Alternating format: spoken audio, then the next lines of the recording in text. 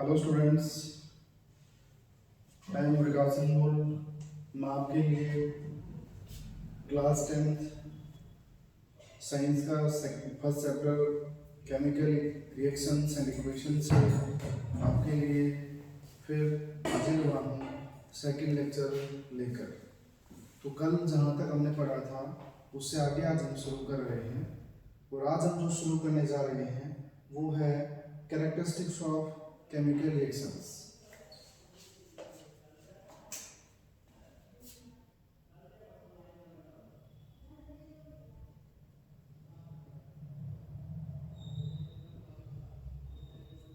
Characteristics of chemical reactions।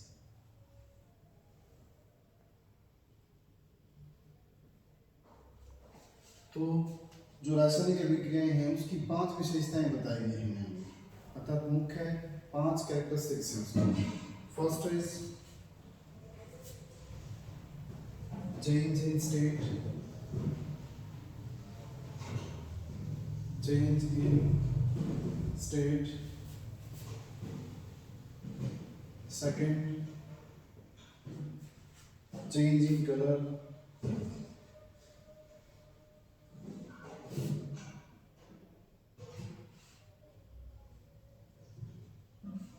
third,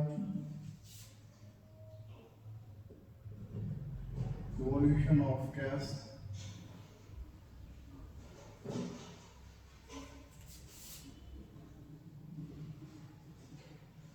fourth, change in temperature।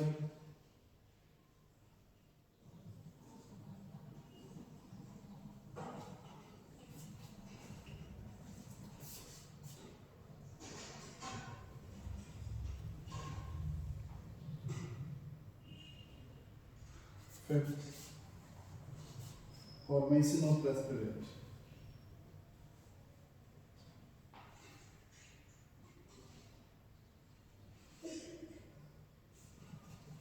precipitate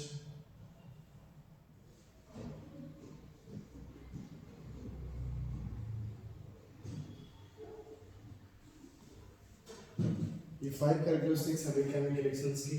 first, change in state. Second, change in colour. Third, evolution of gas. Fourth, change in temperature. And fifth is formation of precipitate. तो first हमने लिखा change in state, अर्थात some chemical reactions are categorised by change in state. तो जो change in state है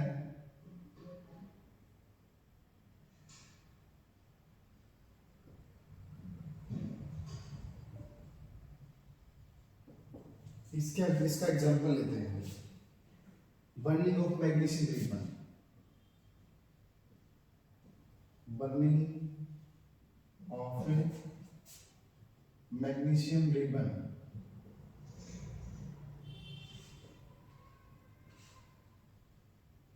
तो क्या बनता है इसमें? Magnesium Burns in presence of oxygen. क्या बनता है? Magnesium oxide. टू यानी कि मैग्नीशियम ऑक्सीजन के मिलने से मैग्नीशियम ऑक्साइड बनता है। Magnesium is a metal and oxygen is a gas.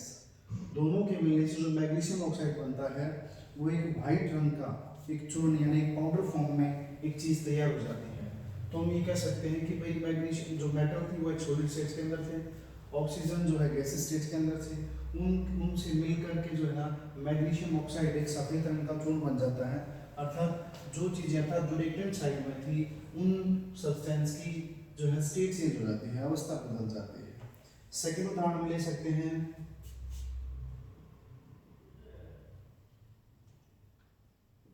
Burning of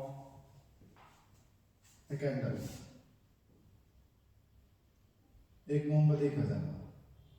तो मोमबत्ती के जलने में भी आप देखते हैं कि जो मोमबत्ती जब जलती है जो वाटर वेपर पैदा होते हैं वो गैसेस स्टेट्स के अंदर होते हैं, और जो पिघला हुआ होता है लिक्विड स्टेट्स के अंदर आ जाता है। जो हीट होती है वो एनर्जी फॉर्म के अंदर, यानी कि इसमें भी जो मोम है जो वैक्स है वो जल करके वाटर वेपर्स जब बनते हैं तो वो गैसी स्टेट्स के अंदर बनते हैं, और जो है जो मोम पिघलता है वो सॉलिड से लिक्विड के अंदर कन्वर्ट हो जाता है। तो ये एक सिंपल सा उदाहरण था भाई हमारी कैरेक्टरिस्टिक्स ऑफ केमिकल रिएक्शंस की first characteristics change in state का।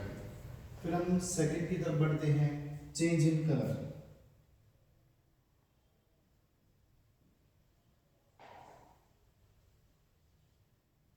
चेंज इन कलर,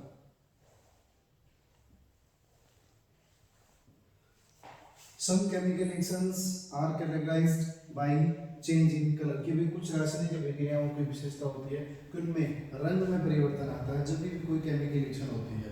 उदाहरण के तौर पर हम ले सकते हैं lead nitrate.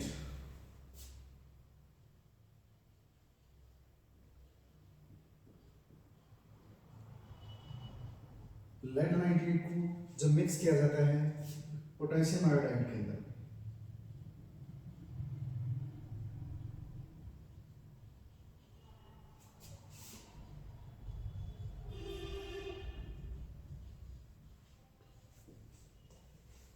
Potassium iodide, lead nitrate और पोटेशियम आयोडाइड दोनों ही कलरलेस सॉल्यूशन है अर्थात रंगहीन विलयन है। दोनों के जो मिलने से जो बनता है वो एक पीले रंग का एक प्रेसिपिटेट तैयार हो जाता है, लेड आयोडाइड और पोटेशियम नाइट्रेट, यानी कि इन दोनों के मिलने से लेड आयोड, हम एक चीज मान लेते हैं भाई कि फर्स्टली बनता है लेड आयोडाइड जो कि येलो कलर का एक प्रेसिपिटेट होता है सॉलिड फॉर्म के अंदर, ठोस अवस्था के अंदर बनता है। तो हम यहाँ भी देखते हैं कि दो रंगहीन सॉल्यूशन के मिलने से एक पीले रंग का एक ठोस पदार्थ फॉर्म में हमें एक कंपाउंड मिलता है जिसका नाम है लेड आयोडाइड। तो ये उदाहरण था भाई change in colour. Third feature हम लेते हैं इवोल्यूशन ऑफ गैस।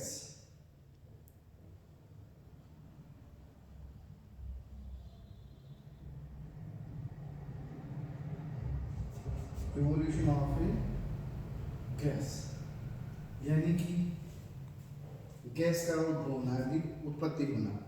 तो कुछ उदाहरण लेते हैं कि भी some chemical reactions are categorised by the evolution of gas, कि भी कुछ रासायनिक अभिक्रियाओं को गैस की उत्पत्ति के आधार पर पहचाना जाता है तो उनकी पहचान की जाती है। तो हम एक उदाहरण लेते हैं कि भाई जिंक ग्रेन्यूल्स हैं, उनकी क्या करवाई जाती है, डाइल्यूट हाइड्रोक्लोरिक एसिड,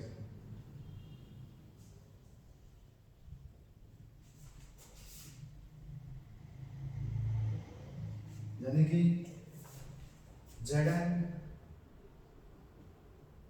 H2SO4, यानी जिंक के लिए हम उसको सिंबल यूज किया Zn, और हाइड्रोक्लोरिक एसिड का फॉर्म होता है H2SO4। किन के मिलने से बनता है ZnSO4 और साथ में H2 यानी कि हाइड्रोजन गैस। तो हम इस रिएक्शन में हमने क्या देखा कि किस गैस के इवोल्यूशन हुआ है, हाइड्रोजन गैस का। किसका हो भाई, हाइड्रोजन गैस। हम सेकंड एग्जांपल ले सकते हैं जिंक विद हाइड्रोक्लोरिक एसिड अर्थात ZnHCl, इनके मिलने से बनता है जिंक क्लोराइड और हाइड्रोजन गैस। तो हम ये दो रासायनिक विक्रिया में देखी, इनके अंदर भाई गैस का उत्पादन होता है, इवोल्यूशन ऑफ गैस होता है, और दोनों के अंदर क्या पैदा हो रहा है, हाइड्रोजन गैस। तो इसको बैलेंस कर देंगे क्योंकि यहाँ क्लोरीन के नंबर ऑफ एटम्स और हाइड्रोजन के नंबर ऑफ एटम्स दो है प्रोडक्ट साइड में, तो इसको बैलेंस करने के लिए हम यहाँ पर इसको 2 से मल्टीप्लाई कर देंगे। तो ये था हमारा third feature evolution of gas. तो एक बार आप इसको लिख लीजिए। तो हम लेते हैं फोर्थ फीचर जो कि है change in temperature.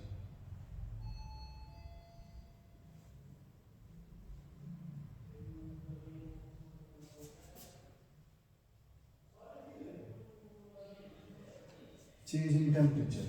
With some chemical reactions are characterized by a change in temperature. तो उसको उदाहरण लेते हैं. क्विकलाइन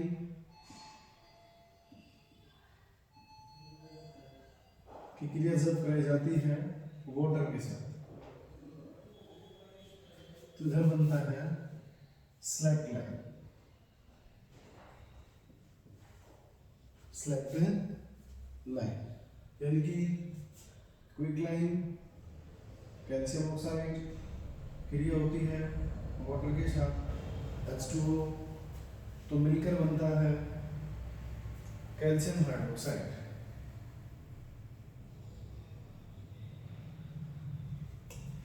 calcium number of atoms 1, number of atoms 1, oxygen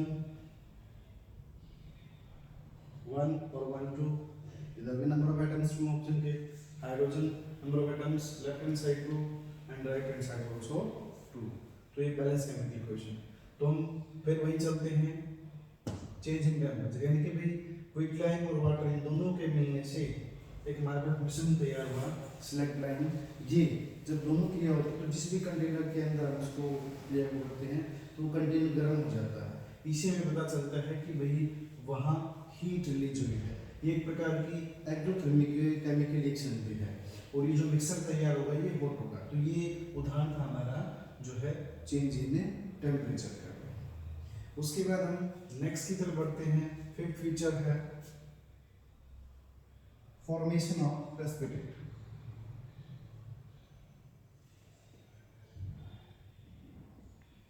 formation of precipitate.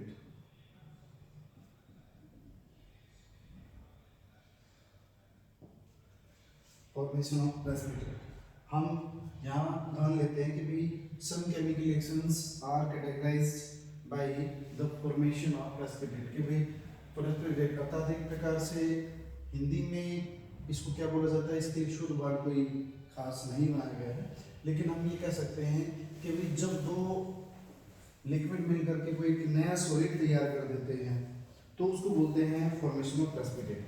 Like that silver chloride AgNO3 ये भी सॉल्यूशन फॉर्म के अंदर है. नेक्स्ट NaCl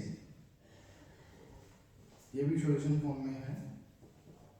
इन दोनों के मिलने से ये AgNO3 ये है भाई सिल्वर नाइट्रेट और NaCl यानी कि सिल्वर क्लोराइड.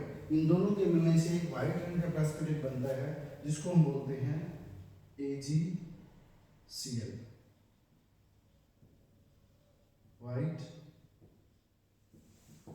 प्रेसिपिटेट बनता है. तो ये उदाहरण था फॉर्मेशन ऑफ प्रेसिपिटेट. क्योंकि उसके बाद सिल्वर क्लोराइड हो गया तो सोडियम जो है नाइट्रेट हो जाएगा.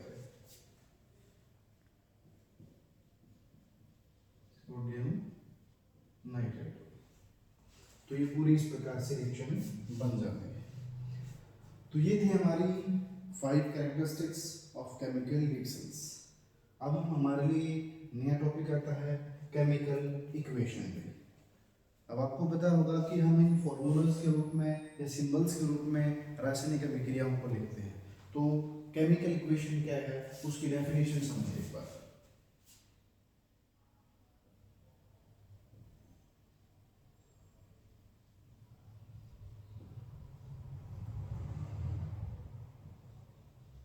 Chemical equation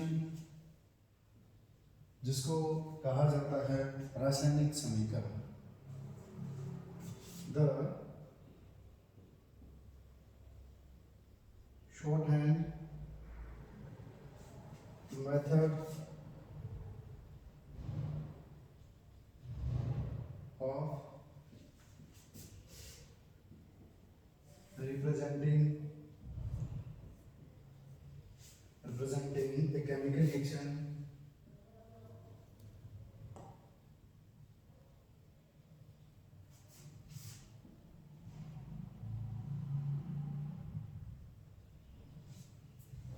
the shorthand method of representing a chemical reaction with the help of symbols and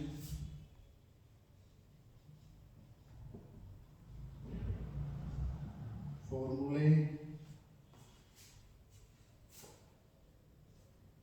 of the substances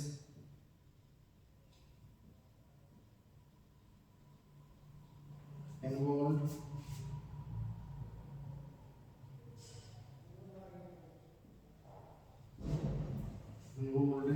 in it, it is known as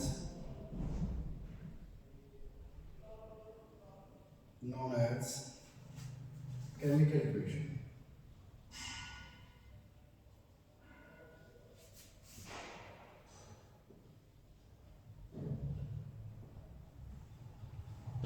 definition को दोबारा लेते हैं.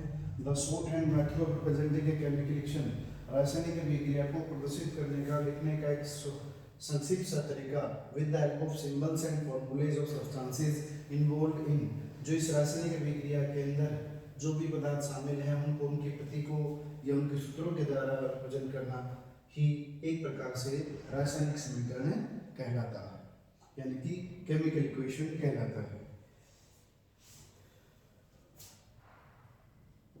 There are two types of chemical reactions. There are two types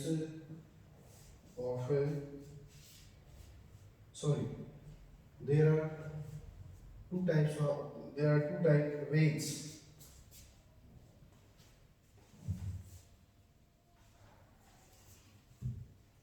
there are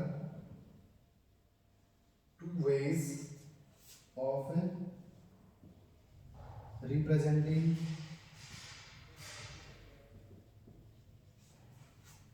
a chemical equation.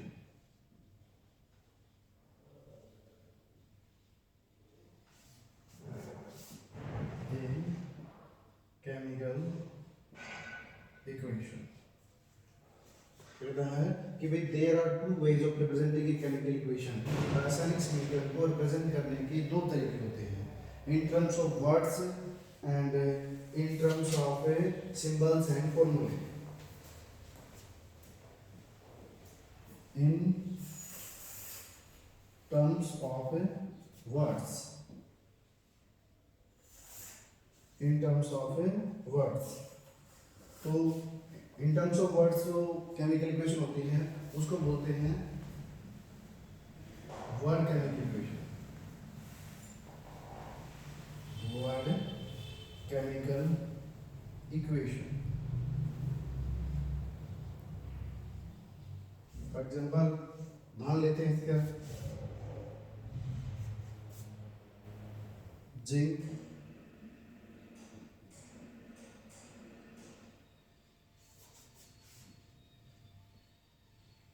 Hydrochloric acid,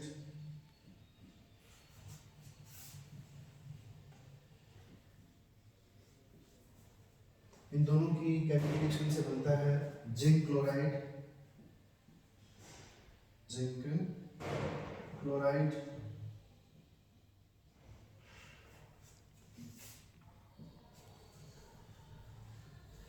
hydrogen gas.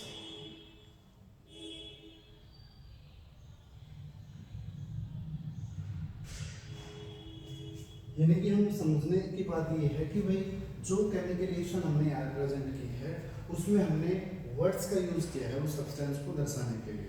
जैसे zinc हमने पूरा लिख दिया, hydrochloric acid हमने पूरा लिखा, उसके बाद प्रोडक्ट साइड में भी बनने के बाद इधर बना जिंक क्लोराइड, हमने पूरा नाम लिखा, इधर हाइड्रोजन गैस रिलीज हुई तो वो लिखा. तो इस प्रकार की इस तरीके से जो रिप्रेजेंट की जाती है जो केमिकल इक्वेशन, उसको बोला जाता है word equation.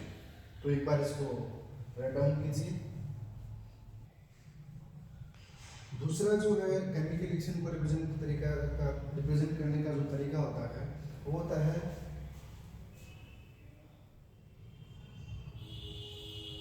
in terms of symbols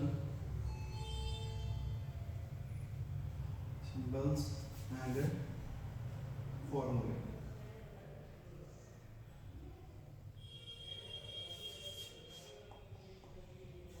In terms of symbols and formulae पे तो ये केमिकल इक्वेशन है सिंपल, यानी कि उसमें उसके साथ हमने जो लगा था वर्ड केमिकल इक्वेशन। तो इसमें वही उदाहरण ले लेते हैं, zinc react with the dilute hydrochloric acid and form zinc chloride and hydrogen gas. Balance करने के लिए हम यहाँ HCl को यानी कि हाइड्रोक्लोरिक एसिड को उसे मल्टीप्लाई कर देते हैं। तो ये है in terms of symbols and formulae representation of a chemical reaction. उसके बाद केमिकल रिएक्शंस दो प्रकार की होती है,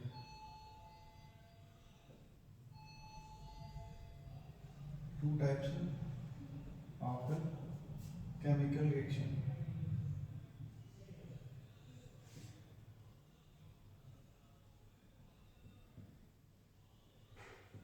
Balanced chemical equation, balanced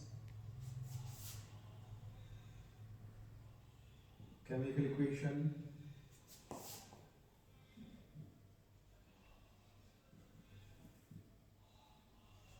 unbalanced chemical equation,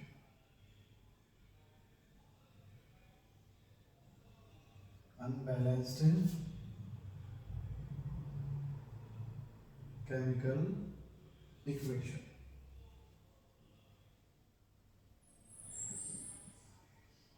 इसका जो दूसरा नाम है वो स्केलेटल इक्वेशन केमिकल इक्वेशन बोल सकते हैं, स्केलेटल इक्वेशन।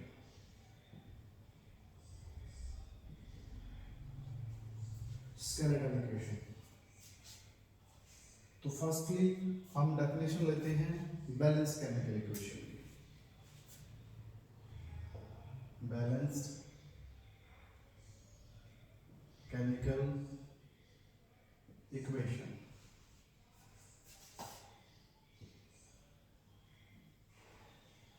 तो डेफिनेशन इस प्रकार है, a balanced chemical equation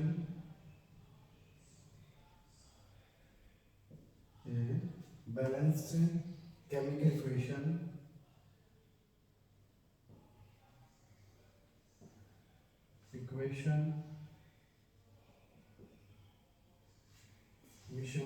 has equal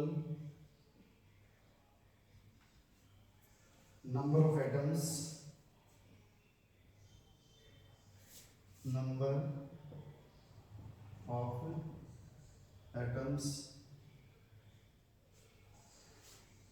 of different elements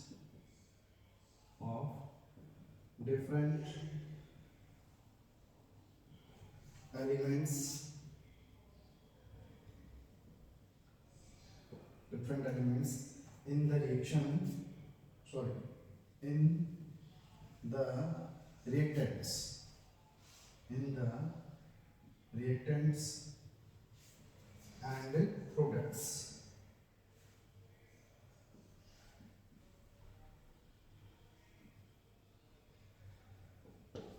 इसको इस प्रकार से डिफाइन कर सकते हैं कि भी ऐसी संतुलित रासायनिक समीकरण को बोला जाता है जिसमें रिएक्टेंट साइड में और प्रोडक्ट साइड में जितने भी एलिमेंट हैं कंपाउंड हैं उनमें उनके नंबर ऑफ एटम्स समान, यानी कि बैलेंस केमिकल इक्वेशन में रिएक्टेंट साइड में और प्रोडक्ट साइड में जितने भी एलिमेंट हैं उनके नंबर ऑफ एटम्स दोनों साइड में अगर बराबर हैं तो वो chemical equation balance chemical equation होगी। हम एक उदाहरण ले लेते हैं, जिंक रिएक्शन में sulphuric acid dilute sulphuric acid इनके मिलने से बनता है ZnSO4 एंड हाइड्रोजन गैस। तो ये हमारी है लेफ्ट हैंड साइड, ये हमारी है राइट हैंड साइड। तो इधर देखिए zinc number of atoms 1, zinc number of atoms 1, hydrogen number of atoms 2, number of atoms 2, sulfur number of atom 1, उधर भी number of atom 1, oxygen number of O atoms 4, O atoms इधर भी कितने हैं 4, तो it is a balanced chemical equation। हम बात करते हैं second unbalanced chemical equation, तो यहाँ तक आप लिख लीजिए, उसको बाद में करो। अब हम शुरू करते हैं अनबैलेंस्ड केमिकल इक्वेशन।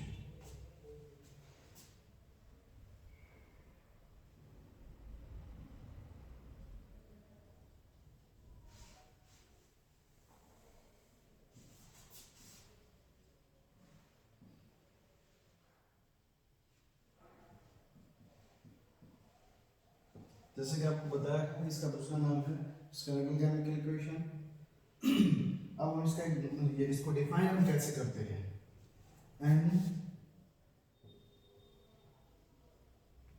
अनबैलेंस्ड और skeletal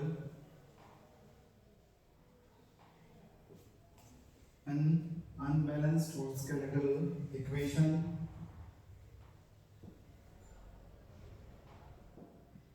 is one in which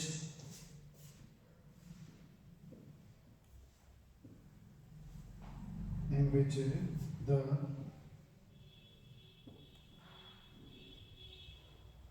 number of atoms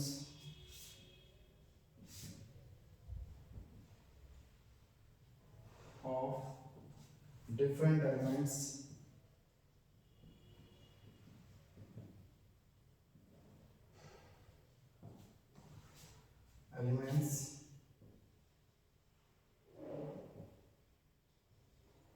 is not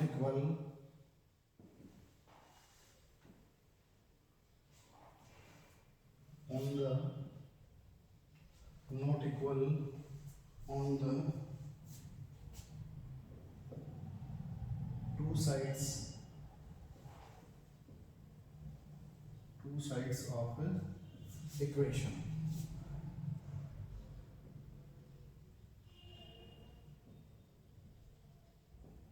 two sides of equation कि भाई असंतुलित रासायनिक समीकरण होता है जिसमें दोनों साइड में रिएक्टेंट साइड और प्रोडक्ट साइड में यदि डिफरेंट एलिमेंट्स के अर्थात अलग अलग तत्वों के नंबर ऑफ एटम्स अगर समान नहीं है, एक जैसी नहीं है, बराबर नहीं है, तो वो जो रासायनिक समीकरण है यानी कि वो जो केमिकल इक्वेशन है वो अनबैलेंस्ड केमिकल इक्वेशन है कहलाती है। एक उदाहरण लेते हैं, पोटेशियम क्लोराइड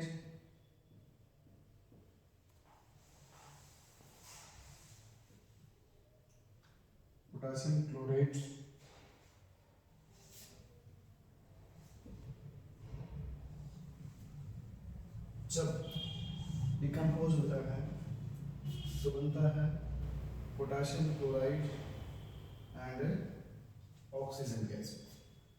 पोटेशियम क्लोराइड जब डिकम्पोज होता है तो बनती है पोटेशियम क्लोराइड और ऑक्सीजन गैस। तो वही ये लेफ्ट हैंड साइड और ये हमारी राइट हैंड साइड, अर्थात ये रिएक्टेंट्स हैं और ये प्रोडक्ट्स हैं। तो हम कह सकते हैं number of atoms in reactant sides and number of atoms in product sides are not equal, so this type of chemical equation are called unbalanced chemical equation. देख लेते हैं एक बार। पोटेशियम 1 1, क्लोरीन 1, तो प्रोडक्ट साइड भी 1, oxygen atom number of atoms 3 and number of atoms is 2, so it is unbalanced chemical equation. उसके बाद आता है कि इन अनबैलेंस्ड को बैलेंस करने की आवश्यकता क्यों पड़ती है। तो हमने साइंस में पढ़ा था बेटा कंजर्वेशन ऑफ मास जो ला है उसको सेटिस्फाई करने के लिए हमें जो अनबैलेंस केमिकल इक्वेशन होती है उनको बैलेंस करने की आवश्यकता पड़ती है। और अनबैलेंस जो केमिकल इक्वेशन है उनको आप किस सेंस में हिट एंड ट्रायल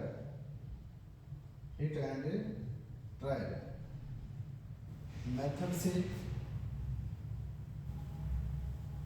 बैलेंस किया जाता है। तो कुछ उदाहरण मैं आपके सामने अभी पेश करूंगा जिनसे कि आप समझेंगे कि हिट एंड ट्रायल मेथड से किस प्रकार एक अनबैलेंस केमिकल इक्वेशन को हम बैलेंस केमिकल इक्वेशन के अंदर या उसको बैलेंस कर सकते हैं। तो फर्स्टली हमारे पास एक एग्जांपल है, first combustion of methane, combustion of methane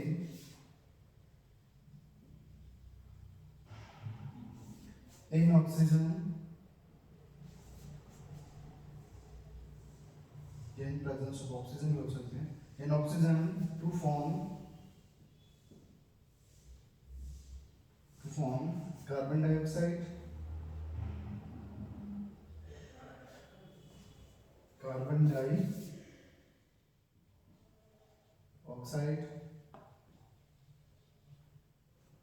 and water।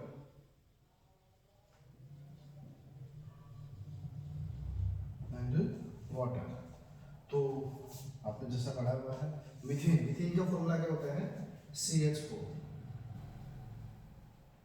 Then oxygen O2। जब मीथेन का दहन होता है ऑक्सीजन की उपस्थिति में तो मिलकर पैदा होते हैं कार्बन डाइऑक्साइड, वाटर और साथ में हीट एनर्जी भी रिलीज होती है। तो अब हम देखते हैं कि ये एक अनबैलेंस केमिकल इक्वेशन है, हम इसको बैलेंस किस प्रकार कर सकते हैं। अनबैलेंस कैसे है, number of carbon atoms in this side 1, this side is also 1, hydrogen 4, this side is only 2 oxygen, this side is only 1 atom. इसको बैलेंस किस प्रकार करेंगे। तो मैं सबसे पहले कार्बन इधर भी एक है इधर भी एक है, हाइड्रोजन 4 है तो हम उधर हाइड्रोजन को 4 बना देते हैं। तो हम इस वाटर मॉलिक्यूल को मल्टीप्लाई कर देते हैं 2 से। तो अब नंबर ऑफ H एटम्स 4, इधर भी हाइड्रोजन यानी H एटम्स कितने हैं 4, तो ऑक्सीजन 1 उधर कितना होगा 2। तो ये कार्बन 1 O2 लेकिन यहाँ 2 इधर और 2 इधर, ये 4 बन जाते हैं। तो लेफ्ट हैंड साइड यानी कि जो लेफ्ट हैंड साइड है उसको भी हम ऑक्सीजन मॉलिक्यूल को हम 2 से मल्टीप्लाई कर देते हैं। तो इस प्रकार जो है इक्वेशन जो है ना बैलेंस्ड केमिकल इक्वेशन बन जाती है। एक और उदाहरण लेते हैं, सेकेंड एग्जांपल है nitrogen and hydrogen, nitrogen and hydrogen combine to form ammonia, to form ammonia। Yes, अर्थात नाइट्रोजन और हाइड्रोजन को जब कंबाइन करता है तब दोनों गैसेस को मिला देता है तो मिलकर के अमोनिया गैस बनाते हैं। तो इसको हम रिप्रेजेंट कैसे करते हैं, नाइट्रोजन N2 हाइड्रोजन H2, इनके मिलने से बनता है अमोनिया यानी कि उसका फॉर्मूला है NH3। तो नाइट्रोजन एटम्स इधर कितने हैं 2, इधर कितने हैं 1, इधर है हाइड्रोजन एटम्स 2 और इधर कितने हैं 3। तो बैलेंस करने के लिए हमें इसको इवन नंबर में कन्वर्ट करना पड़ेगा। इधर क्या है इवन नंबर है तो हम यहाँ इसको 2 से मल्टीप्लाई कर देते हैं। तो अब नाइट्रोजन के एटम्स कितना हो गए 2 और हाइड्रोजन के कितने हो गए भाई 6। तो यहाँ ऑलरेडी कितने ही है नाइट्रोजन एटम्स 2 है तो हाइड्रोजन के कितने मानने पड़ेंगे 6। तो हम इसको भी यहाँ 3 से मल्टीप्लाई कर देते हैं, तो ये हमारी नाइट्रोजन हाइड्रोजन के की जो कॉम्बिनेशन से जो अमोनिया गैस बनी थी उसकी बैलेंस्ड केमिकल इक्वेशन हो जाती है। फिर हम थर्ड उदाहरण लेते हैं, जो कि लास्ट उदाहरण हमारा, हाइड्रोजन गैस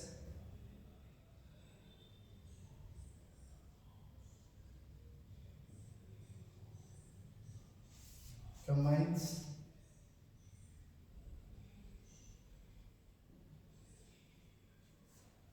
with chlorine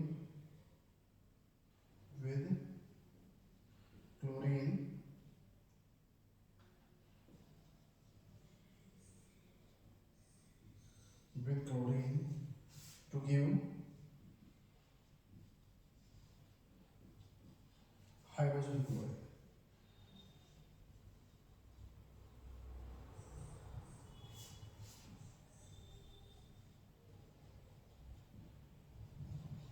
जब भाई हाइड्रोजन और क्लोरीन को जब कंबाइन किया जाता है तो दोनों की क्रिया कराई जाती है तो हाइड्रोजन क्लोराइड बनता है। तो हम सिंबल के रूप में या फॉर्मूला के रूप में इसको रिप्रेजेंट करेंगे H2 हाइड्रोजन NCl2 क्लोरीन, दोनों के मिलने से बनता है हाइड्रोजन क्लोराइड। देखिए रिएक्टेंट साइड में हाइड्रोजन के एटम्स हैं 2, जबकि प्रोडक्ट साइड में 1। क्लोरीन के रिएक्टेंट साइड में है नंबर ऑफ एटम्स 2, जबकि प्रोडक्ट साइड में है 1। तो इसको बैलेंस करने के लिए जो प्रोडक्ट साइड है हम उसको यहाँ 2 से मल्टीप्लाई कर देते हैं। तो आज का जो लेक्चर है वो यहीं तक था। तो मैं उम्मीद करता हूँ कि मैंने जो छोटी सी पहल आप बच्चों के लिए की है तो आप इसको समझने की कोशिश करेंगे और इस लॉकडाउन के समय में आपको ये लेक्चर कुछ मददगार होगा। और इन लास्ट में आपको ये कहूँगा कि आप यदि मेरे चैनल पर पहली बार आए हैं तो मेरे चैनल का नाम है ऑनलाइन ज्ञान गुरुकुल, जिसको आप सब्सक्राइब, लाइक और शेयर करना न भूलें। Thank you.